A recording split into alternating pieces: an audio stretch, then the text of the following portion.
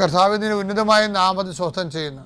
എൻ്റെ കർത്താവ് നിന്റെ വിശുദ്ധ പൗരോഹിത്യത്തെ മഹത്വപ്പെടുത്തണമേ. എൻ്റെ കർത്താവ് സഭയിലുള്ള സാന്നിധ്യം പ്രകടമാക്കണമേ.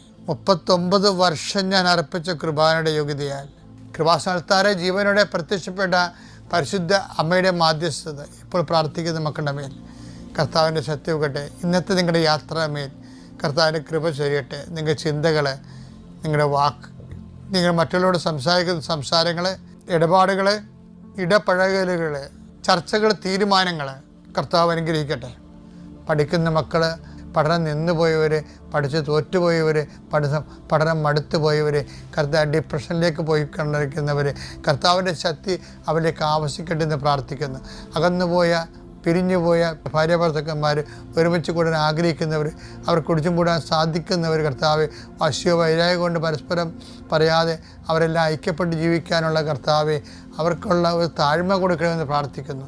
താഴ്ന്നു കൊടുക്കുന്നവൻ ദൈവത്തിൻ്റെ സന്നിധി വിജയിച്ച് നിൽക്കുന്നു എന്നുള്ള ബോധ്യത്തിൽ കൂടുതൽ ആധ്യാത്മികമുള്ളവർ കൂടുതൽ എളിമപ്പെട്ടുകൊണ്ട് ആ വിഷയത്തിന് ദൈവമഹത്വത്തിൻ്റെ തീരുമാനമെടുക്കാൻ വേണ്ടി കർത്താവ് നിന്നെ സഹായിക്കട്ടെ എന്ന് പ്രാർത്ഥിക്കുന്നു.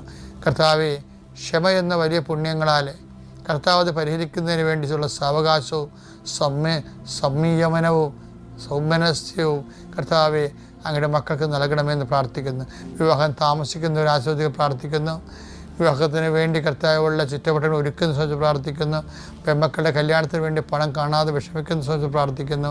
എൻ്റെ കർത്താവിന് വിരുദ്ധമായ നാമത്തിൽ, സഭയുടെ അധികാരത്തിൽ, കുരിശിൻ്റെ അടയാളത്തിൽ, ദൈവശക്തിയാൽ ഞാൻ മക്കളെ ആശീർവദിക്കുന്നു.